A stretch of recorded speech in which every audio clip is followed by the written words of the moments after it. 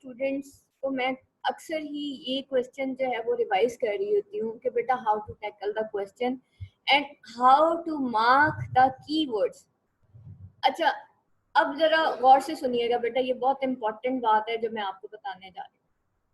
आप एक क्वेश्चन पूछते हैं मेरे से, या आपके सामने एक क्वेश्चन आ गया है, आपको ये भी पता है टीएस इलियट में से है, आपको ये भी पता है ट्रेडिशन एंड इंडिविजुअल टैलेंट में से है, लेकिन क्वेश्चन थोड़ा घुमा के आ गया, स्टूडेंट को टैकल नहीं करने आ रहा कि इसका इंट्रो कैसे बनाना है।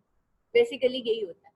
सबसे पहले क्वेश्चन को गौर से पढ़ें। क्वेश्चन लिखा हुआ है, why does TS Eliot use the analogy of the catalyst for explaining the role of poetic mind in the action of creation? How appropriate is this comparison in your own viewpoint?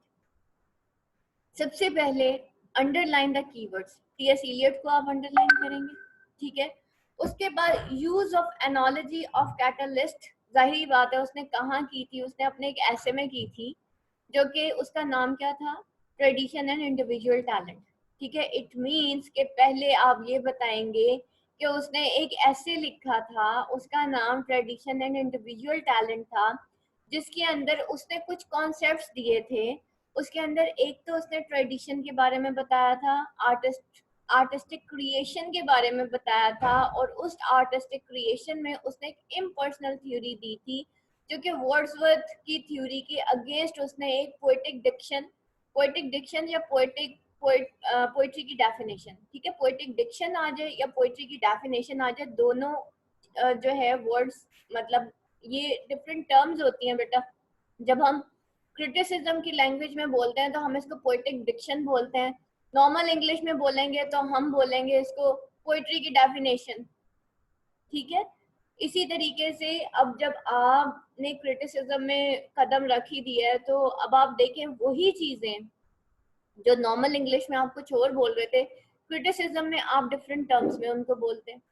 तो आप बताएंगे कि जी वो जो Wordsworth की जो poetic Dickson थी ना, हम पोएट्री की अब डेफिनेशन बात नहीं कर रहे, अब हम पोएटिक डिक्शन की बात कर रहे हैं।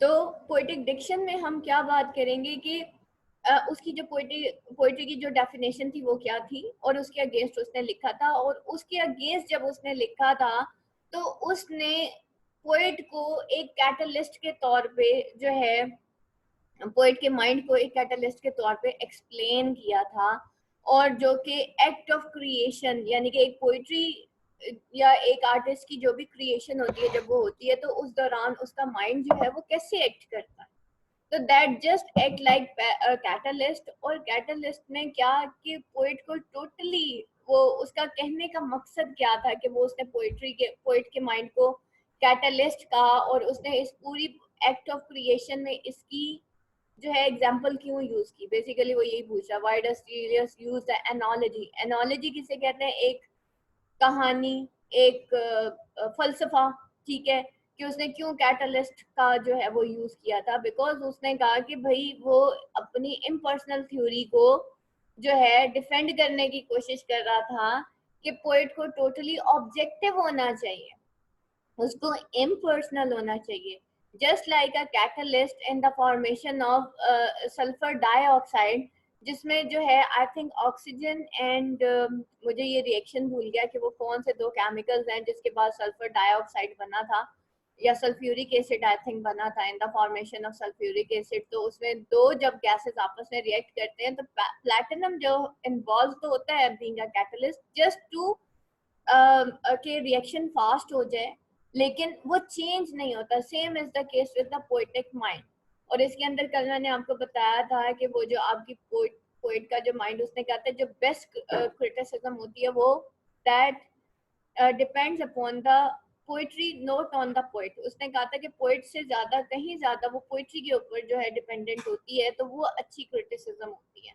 तो वो कहता है, how appropriate is this comparison in your own view point. अब एंड पे जाके वो आपसे पूछता है जवाब ये कि आपके ख्याल में ये कंपैरिजन किस हद तक है कि पोएट का जो माइंड है वो जो है एक कैटलिस्ट के तौर पे काम करता है जो कि चेंज नहीं होता। फिर आप इसके साथ साथ ये भी बताएंगे कि उसने इसके साथ साथ एक एग्जाम्पल और भी दी थी, वो जार की दी थी, ठीक है, कि पोएट का माइंड जो है वो एक जार की तरह होता है जो फुल ऑफ डिफरेंट आइडियाज और एक्सपीरियंस होता है, और इस तरीके से वो रिएक्ट करता है। फिर ऑब्जेक्टिव, उसकी ऑब्जेक्टिविटी, उसकी आप बात करेंगे। बेस्ट क्रिटिसिज्म क्या होती है उसकी बात करेंगे। जो आपको कल पॉइंट्स मैंने थ्योरी ऑफ इम्पर्सनैलिटी में लिखवाए थे बेटा, वही सारे इसके अंदर फिर आप वन बाय वन करके उसको एक्सप्लेन कर देंगे कि उसने बेसिकली पोएट को का बताया था कि उसको टोटली इम्पर्सनल होना चाहिए। ठीक है, अच्छा जी, और किसी का कोई क्वेश्चन? अच्छा, एक और है, what risk could individual talent run in its disregard of tradition? Please इसको भी थोड़ा सा समझा दें। अच्छा, अभी दूसरा क्वेश्चन नादिया ने पूछा है कि वो कौन से रिस्क हैं जो कि इंडिविजुअल टैलेंट में रन हुए in its disregard of tradition. उसके डिस मतलब कौन से ऐसे ठीक है। अच्छा, अब यहाँ पे आके वो एक बात करता है, ये वाला question, what risk could individual talent run in its disregard. अच्छा, यहाँ पे देखें,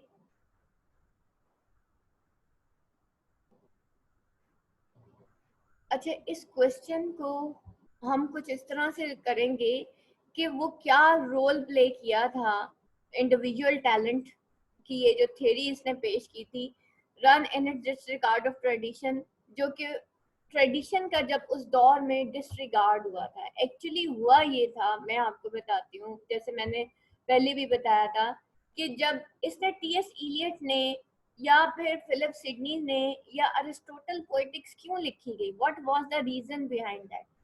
एक्चुअली इसने जो है ना ट्रेडिशन को डिफेंड किया था। वाई, उसने क्यों ट्रेडिशन को वो किया था? हर किसी ने अपनी मर्जी से ट्रेडिशन को बगैर फॉलो किए अपनी मर्जी से पोइट्री करना शुरू कर दी थी। उसकी वजह से जो पोइट्री है या पोइटिक मतलब जो ये सारी चीजें, ये अपना जो एक इन्फ्लुएंस है वो खत्म, उसका खत्म होता जा रहा था, जिसकी वजह से जो है उसने फिर ये जो है ट्रेडिशन एंड इंडिविजुअल टैलेंट लिखा था। और उसने कहा था what risk could run in its disregard of tradition, तो कौन से ऐसे रिस्क थे जो कि इस डिसरिगार्ड में इसके डिसरिगार्ड में रन हो सकते थे इसकी ट्रेडिशन में। तो यहाँ पे वो ये बात करता है कि कौन से ऐसे, जब उसने मतलब उसने वो सारे जो रिस्क हैं जो कि ट्रेडिशन के डिसरिगार्ड में रन हो सकते, तो उसने वो सारी चीजें बयान की कि अगर हम एक इंडिविजुअल टैलेंट या हम मतलब हिस्टोरिफिकेशन नहीं करते या हम पास्टनेस और पास्ट ट्रेडिशन को फॉलो नहीं करते, तो पोइट्री अपनी साख खो देगी। तो हमारे सामने फिर एक अच्छा आर्टिस्ट, मतलब एक अच्छी पोएटिक क्रिएशन या आर्टिस्टिक क्रिएशन फिर हम हमारे सामने नहीं आ पाएगी। ना ही हम बेहतर क्रिटिसिज्म तक पहुंच सकेंगे, ना ही एक अच्छी जो है एक क्रिएटिविटी हो सकेगी। ये सारी चीजें जो है इसके उसने उसने ट्रेडिशन के डिफेंस में ये सारा उसने ट्रेडिशन एंड इंडिविजुअल टैलेंट लिखा था कि इंडिविजुअल टैलेंट को ऐसे क्या क्या मसले मसाइल हो सकते थे जो कि उसने जो है अगर हम डिसरिगार्ड कर देते हैं ट्रेडिशन को, कि एक इंडिविजुअल टैलेंट जो है फिर वो जो है वो मुय्यन नहीं हो सकेगा अगर हम डिसरिगार्ड करते हैं ट्रेडिशन।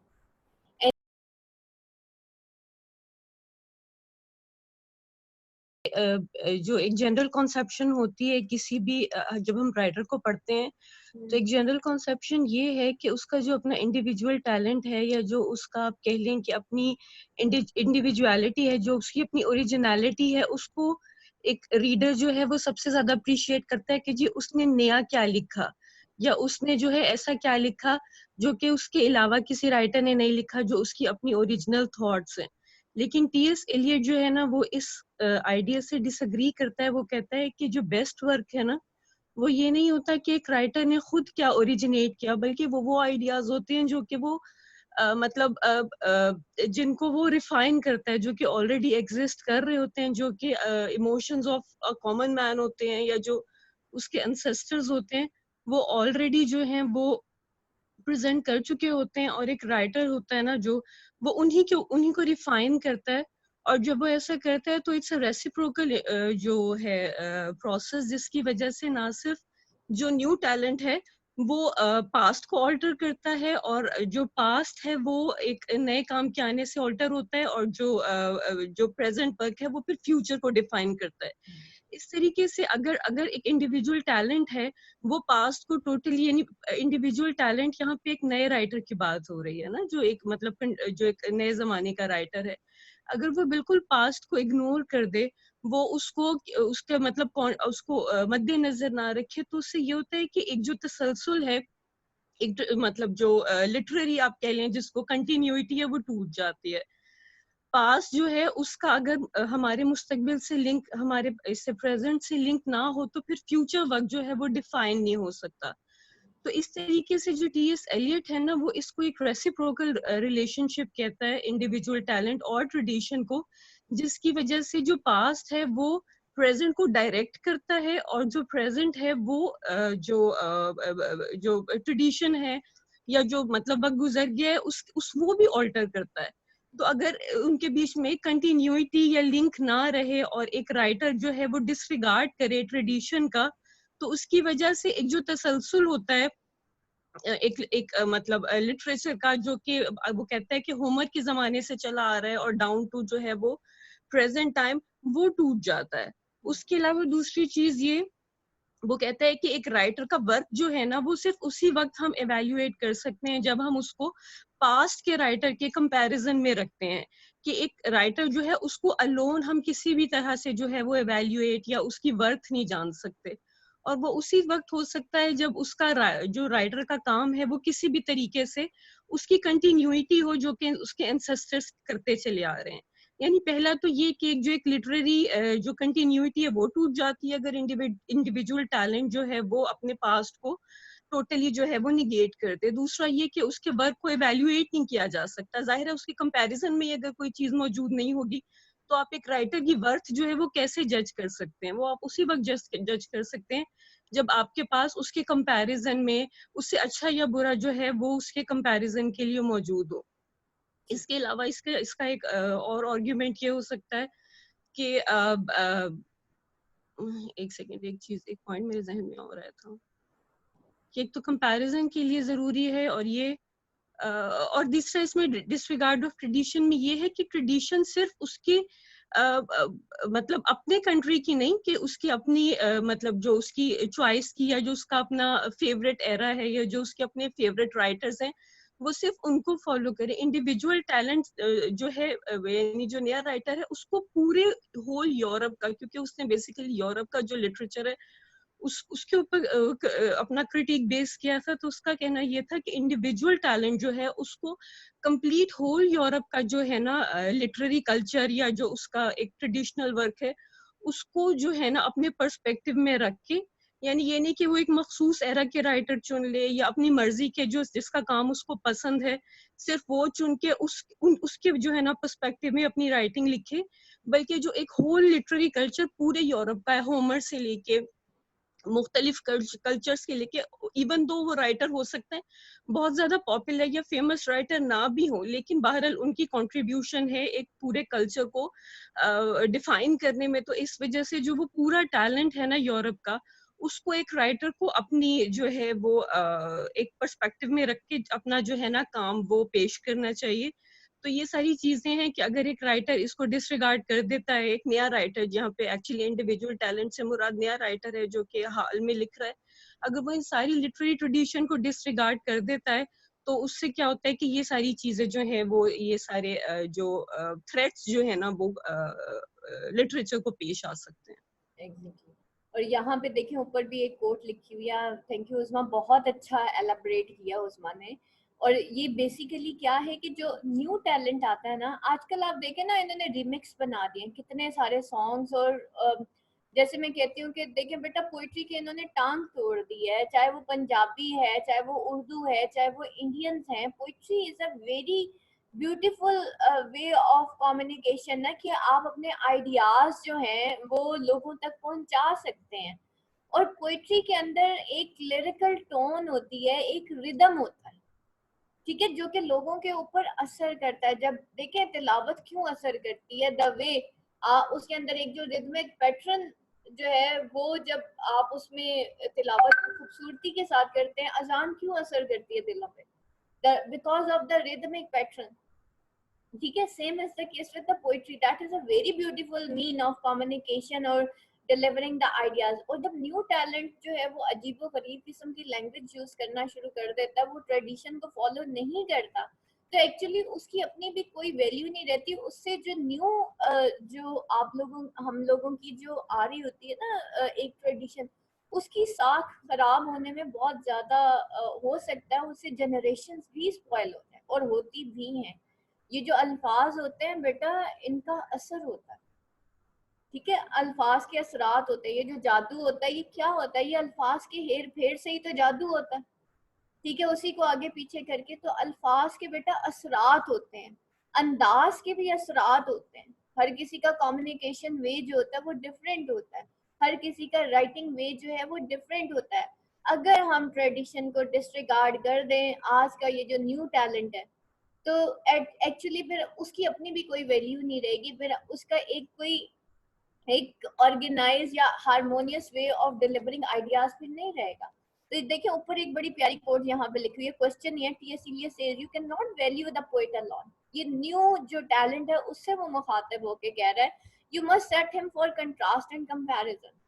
जब तक हमें contrast and comparison among the dead नहीं करेंगे, ट्रेडिशन के साथ नहीं करेंगे, पास्ट ईरा के साथ नहीं करेंगे, आप उसका वैल्यू नहीं कर सकते उस वक्त। तो वैल्यू करने के लिए आपको ट्रेडिशन को फॉलो करना पड़ता है। ठीक है, that is the basic answer. Any question else class? और किसी का कोई क्वेश्चन?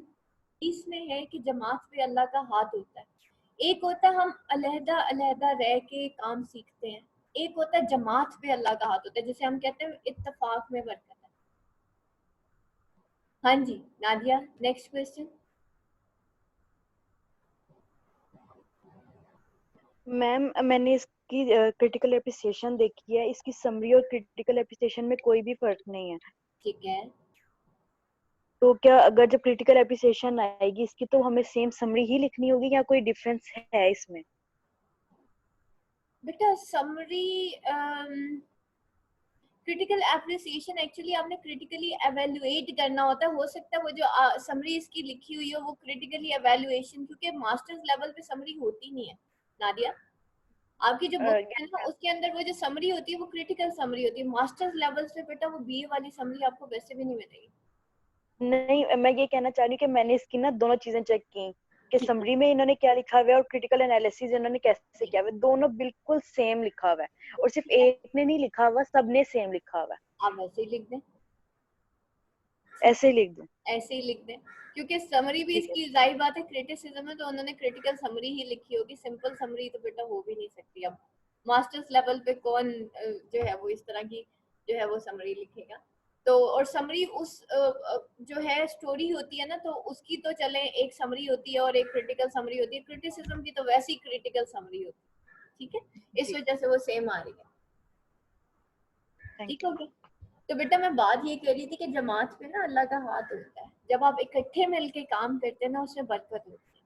ठीक है, अब आप देखें ना, एक अच्छा स्टूडेंट होता है, स्पेशली जो स्टूडेंट्स मिलके पढ़ रहे होते हैं ना उनके नंबर्स भी आगे पीछे आते हैं। जैसे उस्मा और मदिहा कह रहे थे मैम हम इकट्ठे मिलके पढ़ते थे, इनके नंबरों में भी बीच में देखें, या तो हम तो डूबे हैं सनम तुमको भी ले डूबे वाला हिसाब हो जाता है, या फिर एक पार होता है तो दूसरे को भी पार करा देता है। तो ये बेटा हिसाब किताब है कि जब आप इकट्ठे मिलके पढ़ते हैं ना उसमें बहुत ज्यादा बरकत होती है, मोटिवेशन होती है। हो सकता है एक और कोई और स्टूडेंट ने भी ये क्वेश्चन पढ़ा हो लेकिन उसके जहन से निकल गया हो, मैम से पूछना भूल गया हो। ठीक है, या फिर शर्म आ रही हो नेक्स्ट डे के अब तो मैम ने पोइटिक स्टार्ट कर दिया है तो अब तो हमने पूछना ही कोई नहीं है। पूछा करें बेटा, क्वेश्चंस पूछने से एक्चुअली मेरा अपना भी नॉलेज एनहांस होता है और स्टूडेंट्स के आइडियाज सुनने को मिलते हैं। मैं खुद बहुत लर्न कर रही होती हूँ, तो बेटा अपने लर्निंग के लिए मुझे अच्छा लगता है कि स्टूडेंट्स मेरे से क्वेश्चन करते हैं, लेकिन क्वेश्चन बेटा क्लास में किया करें, क्योंकि दैट इज मैंने कहा ना ये एक ऑर्गेनाइज वे में हमने चलना होता है। अगर हम हर चीज हैप्पीजेट करेंगे बार बार इनबॉक्स करेंगे या कुछ इस तरह से, तो बेटा 50 स्टूडेंट्स हैं, अगर सबको ये अलाउ कर दिया जाए कि हाँ जी जी आप हर वक्त मुझे इनबॉक्स कर सकते हैं, तो बेटा मेरी अपनी पर्सनल लाइफ बहुत ज़्यादा स्कैटर होगी। और फाइनली क्या होगा, जब मैं मेंटली रिलैक्स नहीं होगी, नेक्स्ट डे मैं आपको अच्छा लेक्चर नहीं डिलीवर कर सकती। ठीक है, तो that is my request. And इसमें बाज़ औक़ात हम नहीं इस लेवल पे आके सोच रहे होते, लेकिन बेटा एक piece of mind that is very important. और यही बात आप लोगों को समझाती हूँ कि बेटा एक ऑर्गेनाइज्ड लाइफ गुजारें ताकि आप स्ट्रेस मैनेजमेंट कर सकें। रात को मुझे बड़ा, मैं 3 रातों से एक्चुअली सो नहीं पाई। मेरा शेड का पेन बहुत ज़्यादा हुआ था, बहुत ही ज़्यादा, और साथ मेरा सर्वाइकल भी। तो ज़रूर क्वेश्चन पूछें, और जब आप क्लास में पूछेंगे आप लोगों का आपस में एक बॉन्ड क्रिएट होगा। I want to see you just like a team. इत्तेफाक में बरकत है और जमात पे अल्लाह का हाथ होता है। नंबर 3, एक और जो अक्सर मैं आपको कहती हूँ कि बेटा हदीस में कि मोमिन मोमिन की ढाल हो, एक दूसरे की ढाल बन जाए। This is a team, this is a team work. आप मेरी टीम का हिस्सा है, मैं आपकी टीम का हिस्सा हूँ। ये एकेडमी बेटा खाली मेरी वजह से नहीं है, ठीक है। That is just a positive thing. आप इंशाल्लाह बहुत कुछ लर्न करेंगे इस एकेडमी से, लेकिन बेटा ये छोटी छोटी चीजें होती हैं जिससे जिंदगी बनती है। और ये जो पढ़ा रही हूँ इससे आपकी डिग्री बन जाएगी, लेकिन ये जो बेटा एंड पे ये छोटी छोटी बातें बताते हैं ना, इससे आपकी लाइफ बड़ी वेल डिफाइंड हो जाएगी इंशाल्लाह, और आप भी बहुत अच्छी इंशाल्लाह ज़िंदगी गुजारेंगे। तो मेरा बेसिक मकसद ये नहीं है कि मेरे बच्चे जो है बहुत हाईएस्ट मार्क्स ले लें, इंशाल्लाह लेंगे, इंशाल्लाह मेरे स्टूडेंट्स इस दफ़ा भी पंजाब यूनिवर्सिटी के टॉपर्स ही होंगे। लेकिन दूसरी चीज़, मुझे आप लोग ज़िंदगी के टॉपर्स चाहिए, मोटिवेटेड, हम्बल, और ज़िंदगी को खूबसूरती से गुजारने वाले, हर चीज़ को जो है समझने वाले। तो बेटा ये चीज़ें ना आपकी ज़िंदगी बदल देंगी अगर आप इन छोटी छोटी बातों को अपनी ज़िंदगी में जो है वो ऐड कर दें। और किसी का कोई क्वेश्चन, एनीथिंग क्लास? चलिए जनाब, मेरी नेक्स्ट क्लास का टाइम हो रहा है, बाकी क्वेश्चन अब मैं कल लूंगी। दुआ पढ़ लेते हैं। सुब्हानकल्लाहुम्मा व बिहम्दिका अशहदु अल्ला इलाहा इल्ला अंता अस्तगफिरुका व अतूबु इलैक। अस्सलामु अलैकुम व रहमतुल्लाहि व बरकातहू।